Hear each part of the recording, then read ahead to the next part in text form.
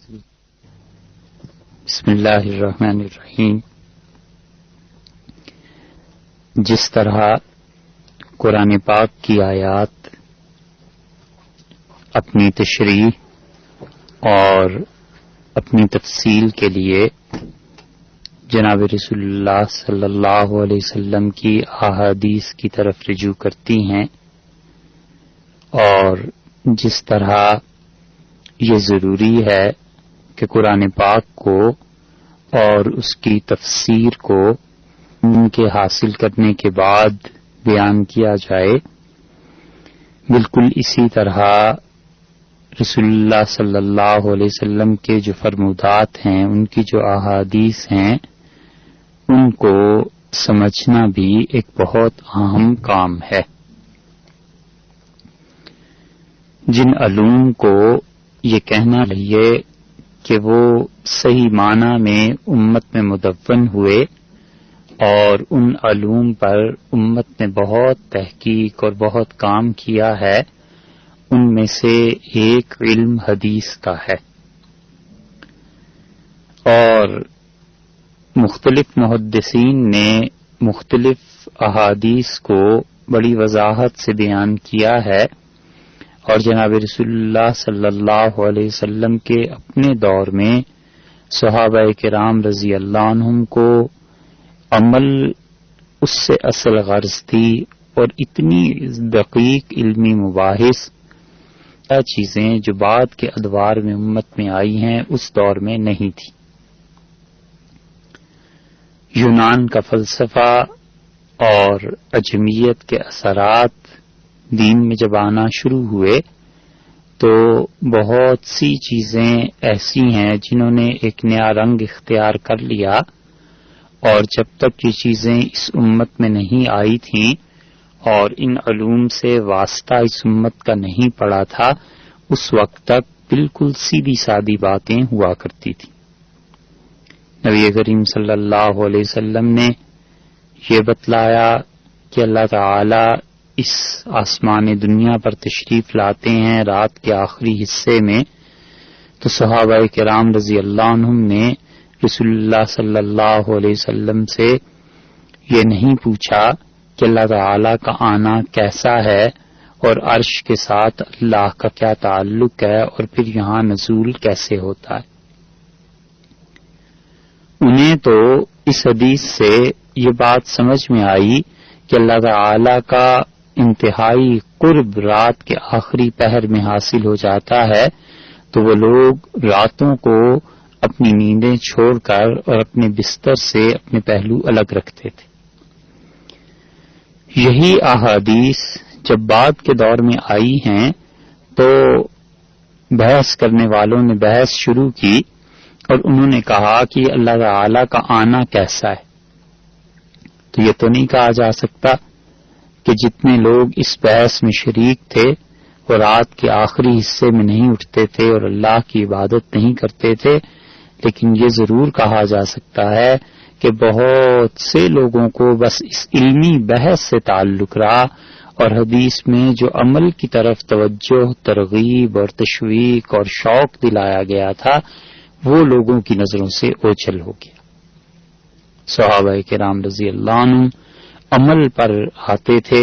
اور عمل کو دیکھتے تھے کہ اس حدیث پر عمل کیسے کیا جائے۔ یہ علمی موشگافیاں اور یہ طویل مباحث یہ تو بعد کے دور میں شروع ہوئی ہیں، صحابہ کرام رضی اللہ عنہ کا دور اس سے خالی تھا۔ اس لیے بہت سی احادیث ایسی ملیں گی جن میں جناب رسول اللہ صلی اللہ علیہ وسلم نے کوئی بات ارشاد فرما دی، اور وہ حدیث مشکل ترین احادیث میں شمار کی گئی، اور پھر یہ ضرورت پیش آئی کہ بعد کی امت اس کی تشریح کرے اور یہ بتائے کہ حضرت صلی اللہ علیہ وسلم کے اس ارشاد گرامی کا کیا مفہوم تھا۔ یہ فائدہ یونانی علوم کا، منطق اور فلسفے کا تو ہوا کہ لوگوں نے اپنی زندگیاں ان چیزوں میں صرف کر دیں، لیکن نقصان کا پہلو وہ ہوا جو اس سے پہلے آپ سے عرض کیا گیا۔ یہ حنفی فقہ جو بر صغیر میں رائج ہے، اور اس وقت بھی امت کا غالب حصہ اس پر عمل کرتا ہے، اس کا اکثر و بیشتر حصہ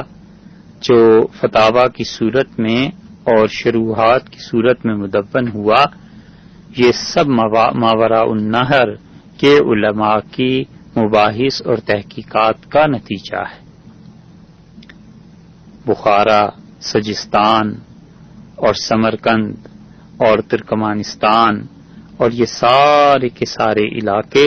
یہاں کے فقہا کی ارکریزیاں ہیں، اور انہوں نے اپنی پوری زندگیاں اس میدان میں کھپا دیں، اور اللہ تعالی نے ان کی محنت کو ایسا قبول فرمایا کہ آج بھی اس امت کا اکثر حصہ انہی کے مسائل پر عمل کرتا ہے، اور اس کا ثواب انہیں ان کی قبروں میں پہنچتا ہے۔ مگر یہی ساری فقہ اگر عراق کے حنفی فقہا کے زیر اثر ہوتی تو اس میں حدیث کا رنگ غالب ہوتا، کیونکہ عراق میں حدیث کا رنگ غالب تھا بنسبت ماوراء النہر کے،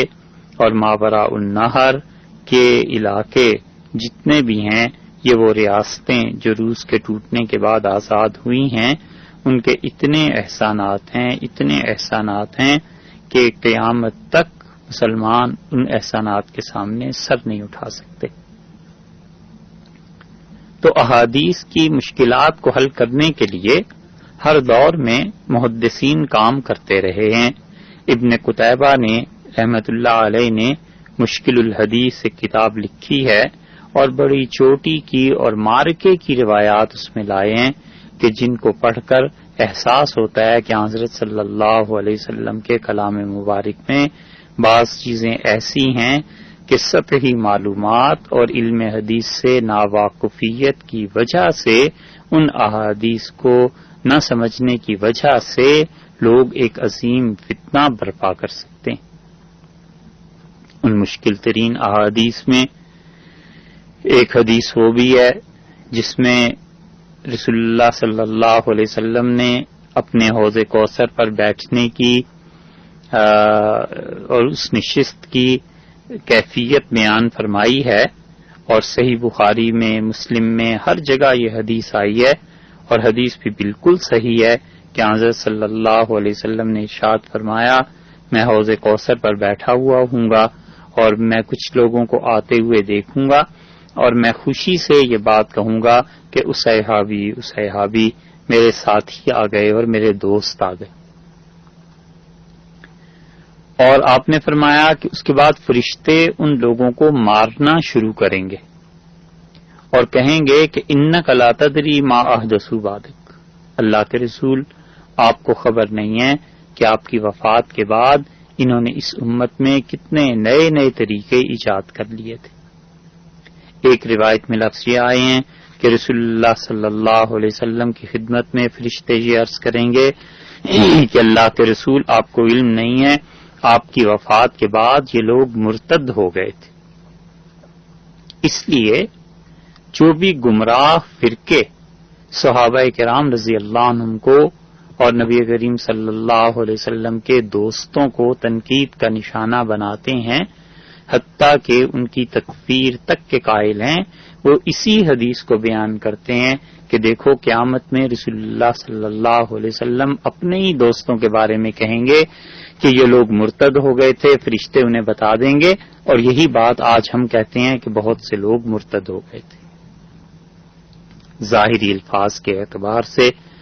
یہ حدیث مشکل ترین احادیث میں شمار ہوتی ہے، کیونکہ ہمارا عقیدہ ہے کہ رسول اللہ صلی اللہ علیہ وسلم کی وفات کے وقت جو لوگ مسلمان تھے، کوئی ایک شخص بھی ان میں ایسا نہیں تھا جو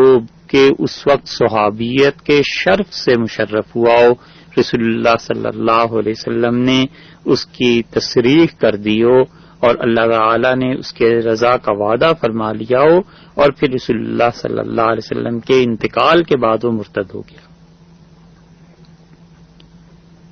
کوئی ایک شخص بھی ایسا نہیں ثابت کیا جا سکتا جو رسول اللہ صلی اللہ علیہ وسلم کے ساتھ آخری حج میں شریک تھا، اور نبی کریم صلی اللہ علیہ وسلم نے اس کے ایمان پر، ان چیزوں پر اطمینان کا اظہار فرما دیا تھا اور اللہ تعالی نے ان کی رضا کی آیات نازل فرما دی تھیں اور اس کے بعد وہ مرتد ہو گیا ہو، یہ بات نہیں ہو سکتی۔ تو اس اعتبار سے اس عقیدے کو دیکھا جائے اور اس حدیث کو دیکھا جائے تو بظاہر ذہن میں خلجان پیدا ہوتا ہے۔ اصل بات یہ ہے، ابن قتیبہ نے مشکل حدیث میں بھی اور دیگر محدثین نے بھی، امام نووی رحمۃ اللہ علیہ نے بھی اس کی مسلم کی شرح میں بھی یہ باتیں لکھی ہیں کہ وہ کہتے ہیں رسول اللہ صلی اللہ علیہ وسلم کے حوض کوثر پر بیٹھ کر دیکھنا اور فرشتوں کا یہ عرض کرنا، یہ وہ لوگ مراد ہیں جو حضرت صلی اللہ علیہ وسلم کے انتقال کے بعد بنو حنفیہ ایک قبیلہ تھا، اس کے جو لوگ مرتد ہو گئے تھے اور جو مسلمہ کذاب کی نبوت پر ایمان لے آئے تھے۔ ان میں سے ایک مثال الاستیعاب میں ہے۔ ابن عبد البر رحمۃ اللہ علیہ بہت بڑے مالکی فقیہ اور بہت بڑے محدث تھے۔ الاستذکار ان کی کتاب ہے، التمہید ان کی کتاب ہے، 30 جلدوں میں ایک ایک کتاب ہے ان کی، اور موطا امام مالک کی شرح جو انہوں نے لکھی ہے اسے دیکھ کر اندازہ ہوتا ہے کہ اللہ نے اسپین میں اندلس میں جن علماء کو علم دیا تھا کتنا وسیع علم ان لوگوں کے دماغ میں اور دل میں خدا نے سمو دیا تھا۔ انہوں نے الاستیعاب میں ایک حدیث لائے ہیں اور حدیث آئی ہے یہ جہاں انہوں نے حضرت زید رضی اللہ عنہ کے حالات بیان کیے۔ یہ حضرت زید بن خطاب ہیں جو حضرت عمر بن خطاب رضی اللہ عنہ کے چھوٹے بھائی ہیں، دوسرے بھائی ہیں۔ حضرت زید رضی اللہ عنہ کے حالات کے سلسلے میں چلتے ہوئے وہ لکھتے ہیں کہ حضرت ابو ہریرہ رضی اللہ عنہ نے فرمایا کہ میں رسول اللہ صلی اللہ علیہ وسلم کے پاس بیٹھا ہوا تھا اور میرے ساتھ میرا دوست نہار بن عنفوہ، ہم دونوں بیٹھے ہوئے تھے، اور یہ جو نہار تھا اس نے ہجرت کی تھی اور پھر مکہ مکرمہ کے دور میں اسلام قبول کیا تھا اور رسول اللہ صلی اللہ علیہ وسلم کے ساتھ تھا، تو ہم دونوں کی موجودگی میں رسول اللہ صلی اللہ علیہ وسلم نے فرمایا تم میں سے ایک شخص مشرک ہو جائے گا، اور آپ نے فرمایا کہ وہ میری نبوت میں شرک کرے گا، اور پھر حضرت صلی اللہ علیہ وسلم نے یہ بھی بتلا دیا کہ وہ مرتد ہونے ہی کی صورت میں مر جائے گا، یعنی اس کا انتقال ارتداد پر ہوگا۔ یہ جو رسول اللہ صلی اللہ علیہ وسلم نے فرمایا ہے کہ مرتد ہو کر وہ مرے گا، یہ وہ لوگ ہیں، یہ جیسے نہار کے متعلق حدیث میں آیا یہ بات ثابت ہو گئی، اور پھر اسی طرح کے اور لوگ یہ وہ ہیں جو قیامت میں آئیں گے اور حضرت صلی اللہ علیہ وسلم کو جن لوگوں کی خبر نہیں تھی ان کو دیکھ کر آپ فرمائیں گے کہ یہ لوگ ہیں جو میرے صحابی۔ حضرت ابو ہریرہ رضی اللہ عنہ فرماتے ہیں خالصتاً ان کے الفاظ کا اردو میں ترجمہ کیا جائے تو میرے پاؤں تلے سے زمین نکل گئی، اور حضرت ابو ہریرہ رضی اللہ عنہ نے کہا کہ میں برابر اپنی طرف سے خدشے میں رہا اور برابر مجھے اپنی طرف سے اطمینان نہیں ہوا، یہاں تک کہ جب مسلمہ کذاب نے نبوت کا دعویٰ کیا تو یہ نہار جو تھا چلا گیا اور اس نے اس کی مسلمہ کذاب کی جھوٹی نبوت کی تصدیق کی، تو مجھے خیال ہوا کہ حضرت صلی اللہ علیہ وسلم نے فرمایا تھا کہ نبوت میں شرک تم دو میں سے ایک آدمی کرے گا، تو یہ شرک فی النبوت اس نے کیا اور اسی حال میں وہ مر گیا۔ اس لیے وہ لوگ جنہوں نے ایسی حرکتیں کی اور وہ لوگ جو بنو حنفیہ میں مرتد ہو گئے اور جنہوں نے حضرت صلی اللہ علیہ وسلم کی رسالت کے اقرار کے بعد جھوٹی نبوت کے مدعین کا دعویٰ مانا، یہ وہ لوگ ہیں جو اس حدیث میں مراد ہیں جو حضرت صلی اللہ علیہ وسلم نے فرمائی ہے، وہ جو حدیث ہے کہ میں انہیں دیکھ کے خوش ہوں گا اور پھر فرشتے کہیں گے کہ یہ مرتد ہو گئے تھے، العیاذ باللہ، ان میں کوئی ایک بھی ایسے صحابی رضی اللہ عنہ شامل نہیں ہیں جن کی روایات جن کی احادیث کتابوں میں آئی ہیں اور جن کا ایمان پر خاتمہ ہوا ہے اور جن کو اللہ نے خلافت راشدہ کی برکات اور اس کے بعد کے دور کی برکات اور صحابیت کے شرط سے اللہ نے جنہیں ممتاز فرمایا تھا، مشرف فرمایا تھا۔ یہ رسول اللہ صلی اللہ علیہ وسلم کی نبوت میں شرک یہ ایسی چیز ہے، اصطلاح جو اس زمانے سے چلی آتی ہے۔ حضرت صلی اللہ علیہ وسلم کی نبوت میں جو شرک ہے اس کی کئی ایک قسمیں ہیں، اور جس طرح اللہ کے ساتھ شرک کرنے سے بچنا چاہیے کہ وہ ارتداد اور کفر کا موجب بن جاتا ہے، بالکل اسی طرح رسول اللہ صلی اللہ علیہ وسلم کی رسالت میں شرک یہ بھی بعض اوقات آدمی کو کفر تک پہنچا دیتا ہے۔ حضرت صلی اللہ علیہ وسلم کی رسالت میں شرک اس کی ایک قسم یہ ہے کہ کسی بھی آدمی کا یہ درجہ اور مرتبہ متعین کر دینا کہ جو کچھ اس نے کہا ہے بس یہ دین ہے اور یہ حرف آخر ہے، اور حضرت صلی اللہ علیہ وسلم کی احادیث اور قرآن کی آیات اس کے مقابلے میں آ جائیں تو قرآن و حدیث اور ائمہ کا اجتہاد اس کو نہیں ماننا، اس کو ماننا۔ کتاب و سنت کی روشنی میں اہل علم نے جو اجتہاد کیا ہے، ائمہ اربعہ نے جو اجتہاد کیا ہے، ان کے متبعین نے جو اجتہاد کیا ہے، ابو یوسف اور محمد رحمہم اللہ انہوں نے جو اجتہاد کیا ہے، یہ سارے مجتہدین کے اجتہاد ایک طرف اور اپنے شیخ اور پیر یا کسی کی ایسی مرتبہ حیثیت متعین کر دینا کہ اس کی بات خواہ ان لوگوں کے اقوال سے، ان کے اجتہاد سے جو کہ کتاب و سنت کی روشنی میں کیے گئے تھے، خواہ وہ کیسی ہی ٹکرائے مگر اس کو فوقیت حاصل ہو جائے گی، تو یہ علیہ باللہ رسالت میں شرک ہے۔ اسی طرح رسالت میں شرک کی ایک قسم یہ بھی ہے کہ کسی عمل کی وہ قیمت متعین کرنا جو حضرت صلی اللہ علیہ وسلم نے نہیں کی۔ مثلا ایک آدمی یہ کہتا ہے کہ سبحان اللہ، الحمدللہ، اللہ اکبر، اگر یہ تم کہو گے تو جنت میں اس ثواب کی صورت یہ ہوگی کہ آپ کے لیے ایک باغ لگا دیا جائے گا، ایک درخت لگا دیا جائے گا، تو یہ بات درست ہے۔ اس آدمی سے آپ یہ پوچھئے کہ صاحب آپ نے یہ کیسے بات کر دی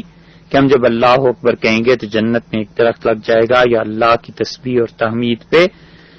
تو وہ یہ کہہ سکتا ہے کہ نبی کریم صلی اللہ علیہ وسلم جب معراج میں تشریف لے گئے تھے تو حضرت ابراہیم علیہ الصلوۃ والسلام سے ان کی ملاقات ہوئی اور انہوں نے انہیں یہ بتایا تھا، اور یہ صحیح حدیث میں آیا ہے، بخاری شریف میں بھی آیا ہے کہ حضرت ابراہیم علیہ السلام نے فرمایا کہ آپ اپنی امت سے کہیے کہ وہ اللہ کی تسبیح اور حمد اور تکبیر یہ اعمال کرتے رہیں۔ مفہوم اس حدیث کا یہ، تو جنت جو ہے اس کا پانی اور اس کی مٹی بڑی اچھی ہے، یہاں ان لوگوں کے لیے باغات لگ جائیں گے۔ یہ تو بات ہے قاعدے کلیے کی، سمجھ میں آتی ہے۔ اب ایک آدمی یہ کہتا ہے کہ اگر آپ اللہ اکبر پڑھیں گے تو آپ کو جنت میں ایک اتنا بڑا پہاڑ دیا جائے گا کہ وہ اس کو دنیا کی کوئی ہوائی جہاز اس پہ چلا لیں تو وہ ہوائی جہاز جو ہے اس پہاڑ کی مسافت کو طے نہیں کر سکے گا۔ آپ پوچھتے ہیں بھائی اللہ اکبر کہنے پہ اتنا ثواب یہ کہاں آیا ہے؟ اس کے پاس حدیث نہیں ہے، اس کے پاس کتاب و سنت کی کوئی دلیل نہیں ہے، کوئی اجتہاد نہیں ہے جو فقہا نے کیا ہو، تو یہ جو اللہ اکبر کی قیمت متعین کر رہا ہے، ثواب متعین کر رہا ہے اپنی رائے سے، یہ شرک فی الرسالت ہے۔ رسول اللہ صلی اللہ علیہ وسلم کو حق پہنچتا تھا کہ وہ اللہ کی وحی کے مطابق اعمال کے ثواب کا تعین کریں، اور وہ یہ بتائیں کہ جب تم سورہ فاتحہ کو پڑھو گے تو تمہیں اتنا ثواب ہوگا، 3 مرتبہ سورہ اخلاص کو پڑھو گے تو 1 مرتبہ سورہ اخلاص کا پڑھنا اس کا ثواب ثلث قرآن کے تیسرے حصے کے برابر، یعنی 10 پاروں کے برابر ہو جائے گا۔ یہ باتیں رسول اللہ صلی اللہ علیہ وسلم کر سکتے تھے. امت میں کسی کو حق نہیں پہنچتا کہ کسی گناہ کا عذاب متعین کرے یا کسی نیکی کا ثواب متعین کرے. حضرت صلی اللہ علیہ وسلم نے فرمایا ہے کہ وہ شخص جنت میں نہیں جائے گا جو چغلی خور تھا، ایک کی بات دوسرے کو بتانا، دوسرے کی بات پہلے کو بتانا تاکہ لوگوں میں فتنہ اور فساد پیدا ہو. حضرت صلی اللہ علیہ وسلم نے بتلایا ہے کہ ایسا شخص جنت میں نہیں جائے گا. ایک آدمی آپ سے کہتا ہے کہ ایسا شخص جنت میں نہیں جائے گا. آپ نے اس کا پوچھا کہ کیسے، تو اس نے کہا حدیث میں یوں آیا ہے. حدیث کی تحقیق آپ نے کر لی، صحیح حدیث ہے، بالکل ٹھیک ہے. اس کے مقابلے میں ایک آدمی کہتا ہے کہ کھڑے ہو کے پانی مت پیو، کیونکہ جو کھڑے ہو کے پانی پیے گا وہ جنت میں نہیں جائے گا. آپ نے پوچھا یہ کہاں آیا ہے؟ وہ کہتا ہے حدیث میں آیا ہے، یا وہ کہتا ہے کہ بس ایسے ہی سنا ہے. تو یہ جو عذاب متعین کر رہا ہے کہ کھڑے ہو کے پانی پی لیا تو جہنم میں جاؤ گے اور جنت میں نہیں جاؤ گے، یہ اس کا کوئی حق نہیں تھا کہ اس فعل پر وہ سزا کا تعین کرتا. یہ حق رسول اللہ صلی اللہ علیہ وسلم کو حاصل تھا، وہ وحی کے ذریعے بتلایا کرتے تھے. باقی جو بھی ایسی کوئی حرکت کرے گا، اگر وہ جان بوجھ کے کر رہا ہے تو خواہ اس کی نیت کتنی ہی اچھی کیوں نہ ہو، اور خواہ وہ اس کی وجہ سے لوگوں کو برائیوں سے بازی کیوں نہ رکھنا چاہتا ہو، پھر بھی وہ خطا کر رہا ہے. وہ اس حق کو استعمال کرنا چاہتا ہے جو حق نبی کریم صلی اللہ علیہ وسلم کا تھا. اور اگر وہ غلطی سے کر رہا ہے تو پھر ممکن ہے اللہ کیا معافی ہو جائے، اور جان بوجھ کے کر رہا ہے تو بعض فقہا کے قول کے مطابق رسول اللہ صلی اللہ علیہ وسلم پر جان بوجھ کر جھوٹ بولنا یہ کفر کی حرکت ہے. کیونکہ اگر رسول اللہ صلی اللہ علیہ وسلم پر جھوٹ بولنا درست قرار دے دیا جائے اور یہ چھٹی دے دی جائے کہ جس کا جو جی چاہے رسول اللہ صلی اللہ علیہ وسلم کا نام لے کے بیان کرتا پھرے علیہ باللہ، تو یہ سارا دین اس کی بنیاد اکھڑ جائے گی. ہر کہنے والا یہ کہہ سکتا ہے کہ یہ تو حدیث میں یوں آیا ہے، حدیث میں یوں آیا ہے. تو رسالت میں شرک کی ایک قسم یہ بھی ہے کہ انسان اعمال کا ثواب اپنے پاس سے متعین کرنے لگے اور گناہوں کی سزا اپنے پاس سے متعین کرنے لگے. اسی لیے محدثین کا مزاج نہایت احتیاط کا تھا، اور وہ لوگ ایک ایک فتویٰ، ایک ایک بات کرتے ہوئے 100 مرتبہ غور کرتے تھے کہ یہ بات کہنی ہے یا نہیں کہنی. کہیں ایسے نہ ہو کہ رسول اللہ صلی اللہ علیہ وسلم نے یہ بات نہ فرمائی ہو اور پھر اس کے بعد ہم کہیں اس کی پاداش میں دھر لیے جائیں. کسی شخص نے عبداللہ ابن مبارک رحمۃ اللہ علیہ سے پوچھا جو تبع تابعین میں سے تھے، اور اس نے کہا کہ ابو حنیفہ رحمۃ اللہ علیہ نے فلاں فتوے میں غلطی کی. تو انہوں نے کہا ابو حنیفہ رحمۃ اللہ علیہ کیسے غلطی کر سکتے تھے جبکہ ان کی مجلس میں فلاں محدث تھے اور ابو یوسف جیسا فقیہ تھا. اور پھر انہوں نے نام گنوائے اور کہا اتنے بڑے بڑے لوگ جس شخص کی مجلس میں فتویٰ دینے کے لیے موجود ہوں، اس کے فتوے میں کیسے غلطی ہو گئی تھی. یہ عبداللہ ابن مبارک رحمۃ اللہ علیہ یہ جو کچھ انہوں نے کہا یہ اس وجہ سے کہا کہ خود اتنے محتاط تھے. امام صاحب رحمۃ اللہ علیہ کی مجلس میں جاتے تھے اور انہیں خوب اندازہ تھا کہ ابو حنیفہ رحمۃ اللہ علیہ ثواب عذاب کسی حکم کا بیان کرنا کس قدر محتاط شخص تھے اور کتنی احتیاط سے وہ بولتے تھے. یہ سب کا یا اکثریت کا مزاج ایسا تھا محدثین کا. تمام وہ محدثین جن کی جلالت شان پر امت کو اتفاق ہے حدیث کے بارے میں بہت محتاط تھے کہ رسول اللہ صلی اللہ علیہ وسلم نے جس چیز کی جو فضیلت بیان کی ہے بس اتنی ہی بات. عبداللہ ابن مبارک رحمۃ اللہ علیہ کے متعلق حافظ ذہبی رحمۃ اللہ علیہ نے سیر اعلام النبلاء میں لکھا ہے. ذہبی رحمۃ اللہ علیہ کی وہ کتاب پڑھنے کے قابل ہے، اور سیر اعلام النبلاء میں انہوں نے اگرچہ مختصر تذکرے لکھے ہیں جو ان کے زمانے تک محدثین اور فقہا اور بڑی شخصیات گزر چکی تھیں، مگر پھر بھی کوئی 36 جلدیں اس کی بن گئی ہیں، ہے پڑھنے کے قابل کتاب۔ اس میں انہوں نے عبداللہ ابن مبارک رحمۃ اللہ علیہ کے تذکرے میں لکھا ہے اپنے زمانے کے ایک بہت بڑے آدمی کا قصہ کہ وہ جو بزرگ تھے جن کو اللہ نے بڑی دین کی سمجھ دی تھی، انہوں نے عبداللہ ابن مبارک رحمۃ اللہ علیہ کو وفات کے بعد خواب میں دیکھا اور وہ جنت کے دروازے پر کھڑے تھے۔ تو ابن مبارک رحمۃ اللہ علیہ سے انہوں نے پوچھا کہ آپ جنت کے اندر کیوں نہیں چلے گئے، دروازے پر کس چیز کا انتظار ہے؟ تو انہوں نے کہا اللہ تعالی کی زیارت کا، رویت کا۔ اور پھر انہوں نے کہا مجھے اس کا انتظار ہے کسی نے آنا ہے۔ اور پھر ایک چابی ان کے حوالے کی گئی، ان کے ہاتھ پہ کسی فرشتے نے لا کے رکھی، تو یہ کہتے ہیں کہ میں نے خواب میں پوچھا کہ ایک چابی کیسی ہے، تو انہوں نے کہا رسول اللہ صلی اللہ علیہ وسلم نے یہ جنت کی چابی مجھے بھجوائی ہے اور فرمایا ہے کہ جس طرح تم دنیا میں میری حدیث بیان کرنے میں امانت دار تھے، میں چاہتا ہوں کہ یہاں جنت کے دروازے کی چابی تمہیں دوں اور یہاں بھی امانت تمہارے حوالے کی جائے۔ جس طرح تم محتاط تھے حدیث کے بارے میں، اس کا صلہ یہ ہے کہ جنت کے ایک دروازے کی چابی تمہیں دیتے ہیں تاکہ تمہاری امانت کا وصف یہ آسمان میں بھی عام ہو، لوگوں کو پتہ چلے تم کتنے امین انسان تھے۔ یہ عبداللہ ابن مبارک رحمۃ اللہ علیہ ان کے حالات میں آتا ہے کہ حدیث کا ایک لفظ شبہ پڑ جاتا تھا کہ رسول اللہ صلی اللہ علیہ وسلم نے یہ کہا ہے یا نہیں کہا، پوری حدیث چھوڑ دیتے تھے اور کہتے تھے کہ امام ابو حنیفہ رحمۃ اللہ علیہ کا یہی معمول تھا، یعنی امام صاحب رحمۃ اللہ علیہ کو کسی روایت کے ایک لفظ پہ شک پڑ جاتا تھا کہ یہ لفظ رسول اللہ صلی اللہ علیہ وسلم نے کہا ہے یا نہیں کہا، چھوڑ دیتے تھے حدیث۔ اس لیے ثواب اور عذاب بیان کرنے میں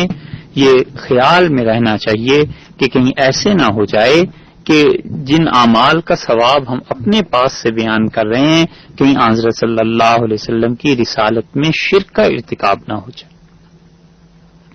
ایک آدمی یہ کہتا ہے کہ 2 نفل پڑھ لیجئے اور اس پہ ثواب ملے گا، گناہ معاف ہوں گے،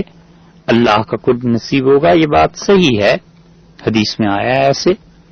اور ایک آدمی یہ کہتا ہے کہ جب 15 شعبان آ جائے، شب برات آ جائے، لیلۃ القدر آ جائے تو 100 رکعتیں پڑھو اور ہر رکعت میں سورہ فاتحہ کو 3 بار پڑھو، تو جب 100 رکعتیں پڑھ چکیں گے آپ تو جنت کے دروازے آپ کے لیے کھل جائیں گے، یہ ہو جائے گا۔ کوئی سے پوچھے کہ نماز پڑھنا تو ٹھیک ہے، ثواب کی بات ہے، لیکن یہ آیا کہاں ہے کہ جنت کے دروازے کھل جائیں گے اور لیلۃ القدر میں 100 رکعتیں پڑھنی چاہیے؟ اب وہ اگر تو یہ کہے کہ حدیث میں تو ہے نہیں، یقیناً وہ اپنی رائے سے بیان کر رہا ہے نا، 2 رکعتوں کا 100 رکعتوں کا ثواب وہ متعین کر رہا ہے کہ جنت کے دروازے کھل جائیں گے۔ یہ ہے حضرت صلی اللہ علیہ وسلم کی رسالت میں شرک، جس میں ہمارے زمانے میں بہت لوگ مبتلا ہیں۔ کسی ڈائجسٹ میں کوئی چیز پڑھ لی، کسی اخبار میں کوئی عمل ایسا پڑھ لیا، کسی جاہل نے بتا دیا کہ فلاں عمل کرو تو تمہیں اتنا ثواب مل جائے گا، اب یہ بھی شروع ہے صاحب کہ فلاں عمل پہ اتنا ثواب ملتا ہے۔ یہ تو مرنے کے بعد جب آنکھیں کھلیں گی اور یہ جہالت کے پردے اتریں گے تو پتہ چلے گا وہاں ثواب تو کیا ملتا، جوتے پڑیں گے کہ تمہیں جس نے کہا تھا اسے بھی بلا لیں گے، اسے بھی جوتے پڑیں گے۔ کیونکہ رسول اللہ صلی اللہ علیہ وسلم کا حق استعمال کرنا بہت بڑے گناہوں میں سے، کبائر میں سے۔ یہ سب کچھ اس لیے بیان کیا جا رہا ہے کہ سورہ بقرہ کے فضائل صحیح احادیث میں آئے ہیں اور رسول اللہ صلی اللہ علیہ وسلم نے اس کے فضائل بیان کیے ہیں۔ امام رازی رحمۃ اللہ علیہ نے مستقل ایسے لوگوں کی نشاندہی کی ہے، اسی طرح مفسرین نے ایسے لوگوں کی بھی نشاندہی کی ہے جنہوں نے ہر صورت کی فضیلتیں اپنے پاس سے گھڑ لی تھی۔ تو کسی نے اس ظالم سے پوچھا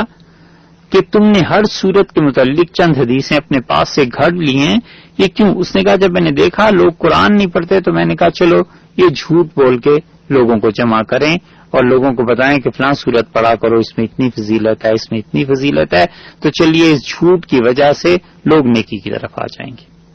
الیاذ باللہ، یہ جھوٹ بول کر نیکی کی طرف بلانا یہ ایسے ہی ہے جیسے کل کو کوئی بہت اچھا کوئی میوزیکل انسٹرومنٹ لے آئے اور ڈھول بجانے لگے، کوئی اور کام کرنے لگے کہ لوگ سب جمع ہو جائیں، جب جمع ہو جائیں گے تو پھر انہیں اللہ کے دین کی طرف بلائیں گے۔ یہ جھوٹ بولنا خود منافقت کو جنم دیتا ہے، انسان کے اندر کا مزاج بگڑ جاتا ہے، اور جسے رسول اللہ صلی اللہ علیہ وسلم پر جھوٹ بولنے میں شرم محسوس نہیں ہوتی، پھر اس میں اتنی حیا نہیں ہے کہ وہ کسی عام آدمی کے متعلق جھوٹ نہ بول سکے، پھر زندگی منافقت کا شکار ہو جاتی۔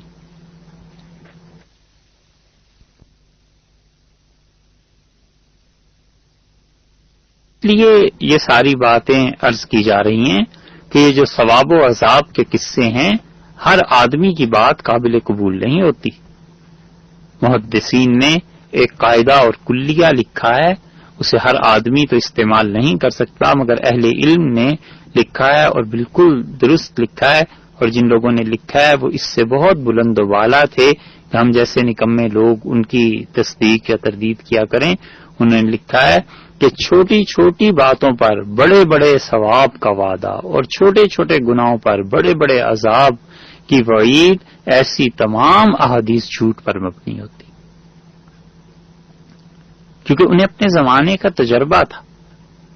تو اتنی باتیں جو عرض کی جا رہی ہیں، اس کا بنیادی طور پر مقصد کہنے کا یہ ہے کہ چھوٹے چھوٹے گناہوں پر اتنے بڑے بڑے عذاب کی وعید سنانا کہ کوئی آدمی یہ کر لے تو ہمیشہ جہنم میں رہے گا، یہ کر لے گا تو ایسے فرشتے مسلط کیے جائیں گے، اور یہ چیزیں بعض اوقات احادیث میں نہیں آتی، صحیح احادیث میں نہیں ہوتی، بس ایک طرف سے جھوٹ چل پڑتا ہے، پھر نقل در نقل ہوتا چلا جاتا ہے، اور کوئی نہیں سوچتا کہ اس میں سچائی کس حد تک ہے۔ اسی لیے حضرت عمر رضی اللہ عنہ کا مزاج ایسا تھا کہ حضرت ابو ہریرہ رضی اللہ عنہ فرماتے تھے کہ حضرت عمر رضی اللہ عنہ اگر ایسے دیکھ لیتے حدیثیں بیان کرتے ہوئے لوگوں کو جیسے اب لوگ کرنے لگے ہیں، تو وہ انہیں سزا دیتے۔ مراد ان کی ایک اور بہت سی اس کی شرح میں محدثین نے لکھا ہے، ایک یہ بھی کہ حدیث کے معاملے میں وہ اعتبار اور وہ احتیاط جو ہونی چاہیے، اگر لوگ اس زمانے میں ایسے کرنے لگے ہیں کہ احتیاط کا معیار کم کر دیا ہے، تو امیر المومنین رضی اللہ عنہ کے زمانے میں ایسے ہوتا تو لوگوں کو سزا ملتی۔ اسی لیے حضرت عمر رضی اللہ عنہ تو وہ حضرت ابو موسیٰ اشعری رضی اللہ عنہ تشریف لائے تھے، اور دستک دی انہوں نے 3 مرتبہ، اور وہ چلے گئے، اور حضرت عمر رضی اللہ عنہ امیر المومنین تھے، باہر تشریف لائے، آواز دے کے بلایا اور کہا میں کسی ضروری کام میں گھر میں مصروف تھا تو آپ انتظار کر لیتے۔ انہوں نے کہا رسول اللہ صلی اللہ علیہ وسلم نے فرمایا ہے 3 مرتبہ دستک دو بس، اور اس کے بعد جواب نہ ملے تو لوٹ جاؤ۔ یہ حضرت صلی اللہ علیہ وسلم نے معاشرے میں تعلیم دی ہے کہ کسی کے گھر چاہیے 3 مرتبہ بیل دیجئے، اگر کوئی جواب نہیں آ رہا تو کوئی کچھ برا ماننے کی بات نہیں، لوٹ چاہیے، گھر والے کسی ضروری کام میں مصروف ہوں گے۔ یہ تھوڑا ہی ہے کہ 20 مرتبہ بیل دی جائے، یا بیل پہ ہاتھ رکھ کے پھر اس کے بعد انگوٹھا انگلی ہٹانا بھول جائیں، اور جب تک کہ مشین نہ جل جائے اور جب تک کہ اندر سے کوئی تنگ نہ آ جائے، یہ بات نہیں ہے۔ شریعت نے ادب سکھایا ہے معاشرے میں رہنے کا۔ حضرت عمر رضی اللہ عنہ نے کہا ابو موسیٰ اس حدیث سے ہم تو بے خبر رہے، خدا کی قسم تم اس پہ گواہ لاؤ گے کہ رسول اللہ صلی اللہ علیہ وسلم نے یہ فرمایا تھا۔ حضرت ابو موسیٰ رضی اللہ عنہ مسجد نبوی میں گئے اور صحابہ کرام رضی اللہ عنہ سے یہ بات بیان کی، تو صحابہ کرام رضی اللہ عنہ نے کہا ہم میں سے سب سے چھوٹی عمر کا آدمی جائے گا ابو موسیٰ کے ساتھ، تاکہ امیر المومنین کو معلوم ہو کہ یہ تو عام بات ہے، سب کو پتا ہے، انہیں اس مسئلے کا کیوں نہیں پتا۔ تو سب سے چھوٹی عمر کے ابو سعید رضی اللہ عنہ تھے، وہ گئے اور انہوں نے گواہی دی کہ رسول اللہ صلی اللہ علیہ وسلم نے یہ چیز سکھائی ہے۔ تو حضرت عمر رضی اللہ عنہ نے کہا ابو موسیٰ مجھے تم پہ کوئی شبہ نہیں تھا، یہ نہیں خیال ہمیں تمہارے متعلق کہ تم نے کچھ جھوٹ بولا ہوگا، بس صرف بات اتنی سی تھی کہ میں نہیں چاہتا لوگ ہر بات رسول اللہ صلی اللہ علیہ وسلم کی طرف منسوب کر دیا کریں، احتیاط سے کام لیا کریں، تو میں نے تمہارے ساتھ یہ کیا تھا کہ تمہاری یہ حالت دیکھ کے لوگوں کو اندازہ ہو کہ عمر حدیث کے بارے میں کتنا محتاط ہے۔ اس لیے ثواب اور عذاب کی روایات خوب سوچ سمجھ کے بیان کرنی چاہیے، ایسے نہ ہو کہ اس میں جھوٹ شامل ہو جائے۔ یہ جو سورہ بقرہ ہے اس کے فضائل حدیث میں آئے ہیں، اور فضیلت سنانا رسول اللہ صلی اللہ علیہ وسلم کا، اس کی ایک وجہ تو یہ تھی کہ اللہ تعالی کے انعامات کو بیان کریں کہ مالک کبھی کبھی چھوٹی سی بات پر کتنا خوش ہوتا ہے، کتنا بڑا انعام مقرر کر دیتا ہے، اور اس لیے تھا کہ اللہ تعالی کی بے پایاں رحمت کا اظہار ہو کہ اللہ تعالی اس امت پر کتنا مہربان ہے، اور اس امت سے جو خدا کو عبادت مطلوب ہے کہ اللہ کو یاد کرو، اس کی کتاب پڑھا کرو، تو اس امت میں آنے والے لوگوں کو پتا چلے کہ کس کس صورت کے پڑھنے میں کیا کیا چیزیں اللہ نے رکھی ہیں، اور اللہ تعالیٰ کیسے خوش ہوتے ہیں جب اس کا کلام پڑھا جاتا ہے۔ اور دوسری وجہ یہ ہے فضائل کے بیان کرنے میں کہ ان فضائل سے آدمی میں شوق پیدا ہوتا ہے، طلب پیدا ہوتی ہے، جی چاہتا ہے کہ اس چیز پر عمل کریں اور اللہ کے فلاں انعام کے مستحق ٹھہریں۔ اللہ تعالی کے انعامات کو یاد کرنا اور یہ تمنا رکھنا کہ خدا بہتر سے بہتر انعام مجھے دے اور خدا تعالی اچھی سے اچھی چیز مجھے دے، اس کا شوق پیدا ہونا یہ خود ایمان کی دلیل ہے۔ اللہ نے اسی لیے جنت کے کئی انعامات کا ذکر کیا ہے سورہ مطففین میں، اور پھر آخر پر فرمایا وَفِي ذَلِكَ فَلْيَتَنَافَسِ الْمُتَنَافِسُونَ، اور آگے بڑھنے والوں کو چاہیے کہ اس میدان میں دوڑ لگائیں، اس میدان میں آگے بڑھیں، جیتنا ہے تو یہ میدان جیت کے دکھائیں۔ اللہ تعالی نے گویا لوگوں کو شوق دلایا ہے کہ بھئی کام کرنا ہے تو اس میدان میں اترو، اور ہماری عبادت میں، ہمارے ساتھ تعلق میں تم ایک دوسرے سے بڑھنے والے بن جاؤ۔ یہ وہ چیز ہے جو رشک ہونا چاہیے، اور رسول اللہ صلی اللہ علیہ وسلم نے مختلف احادیث میں جو فضائل بیان کیے ہیں اس کی حکمت یہ ہے۔ سورہ بقرہ کے فضائل بہت جگہ پہ آئے ہیں، اور حضرت صلی اللہ علیہ وسلم نے سورہ بقرہ کے پڑھنے کی تلقین فرمائی۔ مصنف ابن ابی شیبہ میں اور مسند احمد میں آتا ہے، مسلم میں آتا ہے کہ رسول اللہ صلی اللہ علیہ وسلم نے ایک رات نماز پڑھنا شروع کی، اور حضرت ابو حذیفہ رضی اللہ عنہ کہتے ہیں میں حاضر ہوا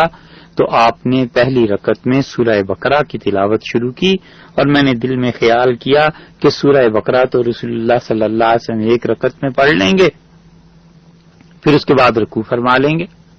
تو میں شریک ہو گیا، اور پوری سورہ بقرہ آپ نے تلاوت کی، اور پھر آپ نے اس کے بعد آل عمران شروع کی، تو میرا خیال ہوا کہ آل عمران کے بعد پھر رسول اللہ صلی اللہ علیہ وسلم رکوع فرما لیں گے، پھر آپ نے سورہ نساء کو شروع کیا، اور ایک روایت میں آیا ہے کہ آپ نے سورہ آل عمران سے پہلے سورہ نساء پڑھ لی، اور پھر جہاں کہیں تسبیح کا ذکر آتا تھا کہ اللہ کی تسبیح بیان کریں تو آپ تسبیح بیان کرتے تھے، جہاں یہ ذکر آتا تھا کہ اللہ سے دعا مانگی جائے تو دعا مانگتے تھے، جہاں یہ ذکر آتا تھا کہ تعوذ پڑھا جائے تو اعوذ باللہ پڑھتے تھے، اور پھر جو ڈر والی آیات تھیں اس پہ اللہ کی پناہ مانگتے تھے، یہاں تک کہ رسول اللہ صلی اللہ علیہ وسلم نے یہ سارے عمل کے بعد سورہ نساء پڑھی، اور پھر آپ نے اس کے بعد رکوع فرمایا۔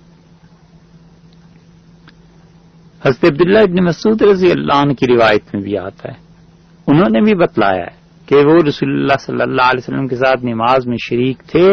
اور وہ کہتے ہیں کہ پہلی رکعت میں رسول اللہ صلی اللہ علیہ وسلم نے سورہ بقرہ پڑھی، پھر آل عمران، پھر سورہ نساء، پھر مائدہ، اور اس کے بعد انعام پڑھی، اور اس کے بعد رسول اللہ صلی اللہ علیہ وسلم نے رکوع فرمایا، گویا 9 پارے تقریباً ایک رکعت میں کھڑے ہو کے حضرت صلی اللہ علیہ وسلم نے پڑھے۔ اور ابن مسعود رضی اللہ عنہ نے کہا کہ میں پشیمان ہوتا ہوں کہ میں نے بڑا برا ارادہ کر لیا تھا۔ تو کسی نے عرض کیا کہ کیا برا ارادہ فرمایا آپ نے؟ تو کہنے لگے میرا برا ارادہ یہ ہو گیا کہ تھک گیا تھا، مجھے خیال آیا کہ میں رسول اللہ صلی اللہ علیہ وسلم کے پیچھے بیٹھ جاؤں اور بیٹھ کے اس نماز کو پڑھ لوں، تو یہ برا ارادہ کر لیا تھا کہ آپ کھڑے رہتے اور میں بیٹھ کے ان صورتوں کو سنتا رہتا۔ اسی طرح حاکم رحمت اللہ علیہ نے اور بہقی نے اپنی سنن میں روایت کی ہے کہ حضرت صلی اللہ علیہ وسلم نے ارشاد فرمایا، حضرت ابو امامہ رضی اللہ عنہ کی روایت آتی ہے، آپ نے فرمایا قرآن پاک کو پڑھا کرو، کیونکہ یہ قرآن قیامت میں جو اس کی تلاوت کرتے تھے ان کی شفاعت کرنے والا ہوگا۔ قیامت میں بہت سی چیزیں ایسی ہیں جن کی شفاعت، جن کی سفارش اللہ کے یہاں قبول ہو جائے گی اور اللہ تعالیٰ ان کی بات مجرموں کے حق میں مان لیں گے۔ ایک حد متعین کر دی جائے گی کہ اس حد تک کے جو مجرم ہیں ان کی شفاعت ہو سکتی ہے۔ مثلاً ایک آدمی نماز پڑھتا تھا پابندی سے، جماعت سے نہیں پڑھتا تھا، تو یہ جو گناہ کرتا تھا جماعت سے نماز نہ پڑھنے کا، اس کو شفاعت رسول اللہ صلی اللہ علیہ وسلم کی کام دے گی۔ صحیح حدیث میں آیا، آپ نے فرمایا کہ میرے لیے بھی ایک حد متعین کر دی جائے گی کہ بس اس حد تک آپ کی سفارش کام دے جائے گی۔ ایک اور روایت میں آیا ہے کہ آپ نے فرمایا قیامت میں لوگوں کو جب جرم کا کہہ دیا جائے گا، سنا دیا جائے گا کہ یہ جرم ہے اور اس کی وجہ سے تمہاری یہ سزا ہے جہنم کی، تو روزہ اور قرآن دونوں آئیں گے اور اللہ کے کلام کی صفت اللہ تعالی سے کہے گی کہ پروردگار اس آدمی کو میں نے باز رکھا تھا، میری وجہ سے یہ رمضان میں سوتا نہیں تھا، مجھے سنتا تھا تراویح، اور روزہ کہے گا کہ خدایا یہ میری وجہ سے دن بھر بھوکا اور پیاسا رہا اور اپنی خواہشات کو پورا نہیں کیا، تو اللہ تعالیٰ فرمائیں گے کہ ہم تم دونوں کی سفارش اس مجرم کے حق میں قبول کرتے ہیں اور معاف کرتے ہیں۔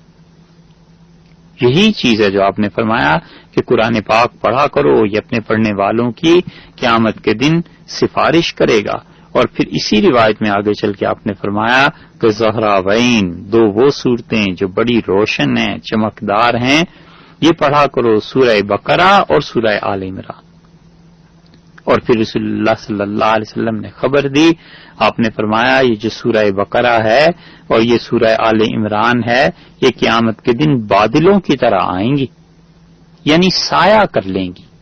جو سورہ بقرہ کو پڑھتا تھا اس کے سر پہ سایہ ہو جائے گا تاکہ گرمی قیامت کی اور تپش اس سے یہ انسان محفوظ رہے۔ ایک روایت میں آیا ہے کہ آپ نے فرمایا جیسے پرندے اڑتے ہوئے آتے ہیں نا، صف باندھے ہوئے، یہ اس طرح آئیں گی، اور اپنے پڑھنے والوں کے لیے یہ سورہ بقرہ اللہ تعالیٰ سے گفتگو کرے گی، اللہ کے حضور میں عرض کرے گی کہ اس آدمی کو بخش دیا جائے۔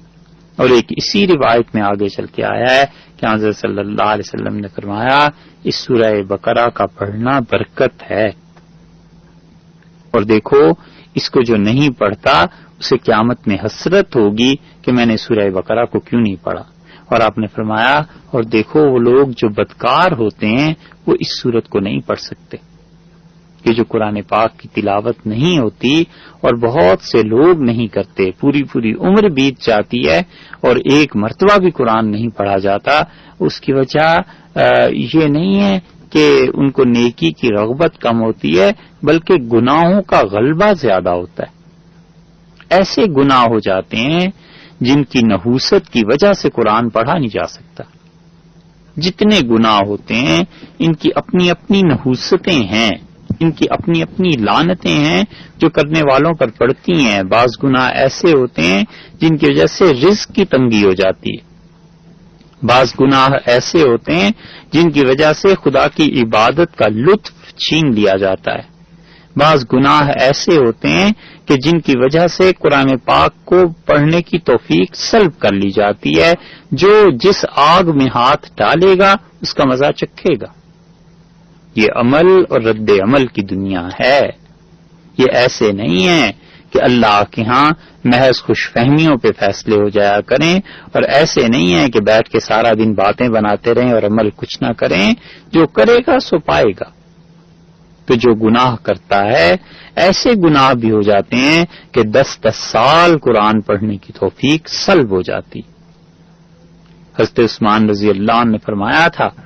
کہ مجھے نہ مارو، مجھے نہ شہید کرو، یہ اتنا بڑا گناہ ہے کہ یہ امت قیامت تک اکٹھی نہیں ہو سکے گی، اتفاق نہیں ہو سکے گا، اس کی نحوست قیامت تک رہے گی، مجھے نہ شہید کرو۔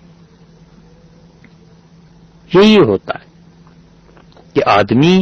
زندگی میں ایسا گناہ کر گزرتا ہے کہ فیصلہ ہو جاتا ہے کہ یہ 10 سال قرآن نہ پڑھ سکے، 20 سال اللہ کی کتاب نہ پڑھ سکے، اس لیے کہ اللہ کی کتاب اس کا پڑھنا شرف ہے، عزت ہے، وہ بہت بڑا اعزاز ہے۔ تو بادشاہ کسی چمار کو یہ اعزاز دے دے، شہنشاہ اللہ کی ذات کسی ایسے شخص کو یہ توفیق دے دے کہ جس نے اتنی بڑی حرکت کوئی کر دی ہو کہ خدا کی لعنت اور اس کی ناراضگی کا موجب بن گئی ہو۔ اسی لیے یہ وہ چیز ہے جو رسول اللہ صلی اللہ علیہ وسلم نے فرمایا ہے کہ سورہ بقرہ کو پڑھنے کی استطاعت بدکار لوگ نہیں رکھتے، یعنی جو بدکاری اور گناہوں میں کوئی ایسا گناہ کر جاتے ہیں پھر اس سورت کو پڑھنے کی توفیق سلب ہو جاتی۔ امام مسلم رحمۃ اللہ علیہ کی روایت میں آیا ہے، نواس بن سلیمان رضی اللہ عنہ کہتے ہیں کہ رسول اللہ صلی اللہ علیہ وسلم نے فرمایا قیامت کے دن قرآن پر عمل کرنے والوں کو لایا جائے گا، اور آپ نے فرمایا یہ سورہ بقرہ اور سورہ آل عمران جو قرآن پاک پہ عمل کرتے تھے ان کے آگے آگے چلیں گی۔ یہ اللہ کی صفات ہیں، صفت ہے اللہ کے کلام کی قرآن پاک، یہ کیسے چلیں گی؟ یہ ایسے ہی جیسے آپ نے بیان فرما دیا۔ اور آپ نے فرمایا حضرت نواز رضی اللہ عنہ کہتے تھے رسول اللہ صلی اللہ علیہ وسلم نے ان صورتوں کی 3 مثالیں دی تھی اور میں ابھی تک نہیں بھولا۔ اور پہلی مثال انہوں نے ذکر کی، آپ نے فرمایا جیسے 2 بادل ہوں تو جیسے بادل چھا جاتے ہیں ایسی یہ 2 صورتیں آئیں گی۔ اور آپ نے فرمایا یا پھر یہ دوسری مثال دی تھی کہ سیاہ سائبان ہوں، سیاہ رنگ کے شامیانے تنے ہوئے ہوں اور ان کے درمیان میں نور ہو۔ آپ نے فرمایا یہ 2 صورتیں ایسے آ جائیں گی۔ اور تیسری مثال آپ نے دی اور آپ نے فرمایا کہ جیسے پرندوں کی 2 قطاریں تم دیکھتے ہو اس طرح یہ آئیں گی، اور جنہوں نے دنیا میں سورہ بقرہ اور آل عمران کو پڑھا تھا یہ دونوں صورتیں اپنے پڑھنے والوں کی حمایت کریں گی، ان کی وکالت کریں گی۔ وکالت کا ایک معنی شفاعت سے بھی کیا گیا ہے، یعنی جو ان لوگوں نے گناہ کیے ہوں گے لیکن سورہ بقرہ کو پڑھتے ہوں گے تو سورہ بقرہ سفارش کرے گی کہ ان کے گناہوں کو معاف کر دیا جائے۔ اور صاحبان کا مطلب یہ لیا گیا ہے کہ وہ تاریکی اور وہ دن جو شدید گرمی کا ہوگا اس دن ان کے سروں پر یہ سایہ کرنے والی بن جائیں گی، یعنی گناہوں کے باوجود جو لوگوں سے ہوئے ہیں اللہ کی رحمت کی ایک صورت لوگوں کو پیش آئے گی۔ لیکن شرط یہ کہی گئی ہے کہ پڑھنے والے اور اس پر عمل کرنے والے۔ سورہ بقرہ کو اول تو پڑھتے نہیں، پڑھتے ہیں تو عمل نہیں کرتے۔ اللہ نے اسی صورت میں سود کو حرام قرار دیا ہے، اللہ تعالی نے اسی صورت میں ان چیزوں کی مذمت بیان کی ہے اور انہی پر عمل بھی کیا جا رہا ہے۔ اب یہ پڑھنے والے اور اس کے خلاف عمل کرنے والے یہ بھی قیامت میں دیکھ لیں گے، اور جو نہ پڑھتے ہیں اور اس کے خلاف عمل کرتے ہیں اس کے احکامات کے بھی دیکھ لیں گے۔ کون سا دن دور ہے، آنکھیں بند ہونے کی دیر ہے، بس سب پتہ چل جائے گا کہ دنیا میں اللہ کے احکامات کو توڑ مروڑ کر پیش کرنا اپنے نفس کو خوش کرنے کے واسطے تھا، اللہ کے ہاں یہ ساری عیاریاں اور مکاریاں کچھ کام نہیں آئیں۔ اسی طرح حدیث میں آیا ہے جیسے ابو مسعود رضی اللہ عنہ نے فرمایا رسول اللہ صلی اللہ علیہ وسلم نے فرمایا یہ جو سورہ بقرہ ہے اس کی آخری 2 آیات رات کو سونے سے پہلے پڑھ لیا کرو، اسے اپنا معمول بنانا چاہیے، اپنے بچوں کو یاد کرا دینا چاہیے۔ آمن الرسول بما انزل الیہ من ربہ والمؤمنون، یہاں سے لے کر آخر تک یہ بچوں کو روزانہ پڑھا دیا جائے، سونے سے پہلے 1 برس بھی پابندی کر لی جائے، چند ماہ بھی پابندی کر لی جائے تو جیسا جیسا بچوں کا حافظہ ہوتا ہے پھر انہیں عادت پڑ جاتی ہے، ساری زندگی اسے وہ یاد کرتے رہیں گے، بھولیں گے نہیں، سونے سے پہلے پڑھ لیا کریں گے۔ حضرت صلی اللہ علیہ وسلم نے فرمایا آپ کے لفظ یہ ہیں کہ کفتہ، یہ 2 آیتیں پوری رات کو عبادت کے لیے کافی ہیں، یا یہ فرمایا کہ کافی ہیں، مراد ان کی یہ تھی کہ ساری رات اللہ کی پناہ کے لیے کافی ہیں، اور یا حضرت صلی اللہ علیہ وسلم کی مراد یہ تھی کہ شیطان کی فتنہ انگیزیاں، رات کو جو فساد ہوتا ہے، یہ دو آیات اللہ کی صفت کلام ہے، اس شخص کی حفاظت کریں گی، اسے خدا کی نافرمانی سے بچائے رکھیں۔ تو عشاء کی نماز کے بعد یہ اس سورہ بقرہ کی دو آیات جو ہیں ان کے متعلق فرمایا کہ انہیں پڑھ لیا کرو۔ حضرت ابی بن کعب رضی اللہ عنہ کی حدیث آئی ہے مسلم میں ہی کہ رسول اللہ صلی اللہ علیہ وسلم نے مجھ سے پوچھا اور مجھ سے کہا کہ ابو المنذر، ان کی کنیت تھی، تمہیں پتہ ہے کہ قرآن پاک کی سب سے عظیم آیت کون سی ہے؟ تو میں نے کہا اللہ کے رسول، اللہ تعالیٰ کو علم ہوگا، آپ جانتے ہوں گے۔ تو آپ نے فرمایا تمہارا کیا خیال ہے؟ تو میں نے عرض کیا کہ مجھے تو خیال آتا ہے کہ یہ جو آیت الکرسی ہے سورہ بقرہ میں، یہ سب سے عظیم آیت ہے۔ اللہ نے بڑی گہری سمجھ دی تھی حضرت ابی رضی اللہ عنہ کو۔ حضرت ابی رضی اللہ عنہ تو وہ صحابی ہیں جن کے متعلق حدیث میں آیا ہے دوسری جگہ کہ رسول اللہ صلی اللہ علیہ وسلم اقرأ امتی، میری امت کا سب سے اچھا قاری ابی ہے، سب سے اچھا قرآن پڑھنے والا، اور انہی کے متعلق دوسری جگہ آیا ہے۔ صحابہ کرام رضی اللہ عنہ کے فضائل، ان کی شخصیات، دین کے لیے ان کی خدمات بار بار دہرانی چاہیے، یاد رکھنی چاہیے، تاکہ ان کے متعلق اگر کسی کے دل میں کھوٹ ہوگی، کسی کا دل ان کی طرف سے سیاہ ہوگا تو ایمان اس کا خطرے میں پڑ جائے گا، تاکہ یہ سیاہی اور کھوٹ دھل جائے، پتہ چلے انہوں نے اپنے نبی صلی اللہ علیہ وسلم کے لیے اور دین کے لیے کیا قربانیاں دی۔ حضرت ابی رضی اللہ عنہ نے کہا کہ دوسری روایت میں آتا ہے، آپ نے فرمایا تھا کہ سب سے بڑا قاری، سب سے اچھا قاری میری امت کا ابی ہے، اور دوسری روایت میں آتا ہے کہ ابی بن کعب رضی اللہ عنہ کو بلایا رسول اللہ صلی اللہ علیہ وسلم اور فرمایا ابی، جبریل آئے اور وہ یہ پیغام لے کے آئے ہیں، اللہ تعالی نے مجھے کہا ہے کہ میں سورہ بینہ تمہیں پڑھ کر سناؤں، کیونکہ اس میں ایک مقام پر تم سے کچھ غلطی ہو جاتی۔ تو حضرت صلی اللہ علیہ وسلم نے فرمایا ابی مجھ سے سنو، اور ابی کہتے تھے کہ انہوں نے پوچھا کہ اسمیہ، کیا اللہ نے میرا نام لے کے کہا ہے؟ تو آپ نے فرمایا ہاں، جبریل نے کہا ہے، اللہ تعالیٰ نے ابی کا نام لے کے کہا ہے کہ اسے یہ صورت آپ پڑھائیے، اس میں ایک جگہ کچھ فرق آ گیا ہے۔ تو حضرت ابی رضی اللہ عنہ بکا رو پڑے۔ بڑا شرف اور ان کے لیے بڑی عزت کی بات تھی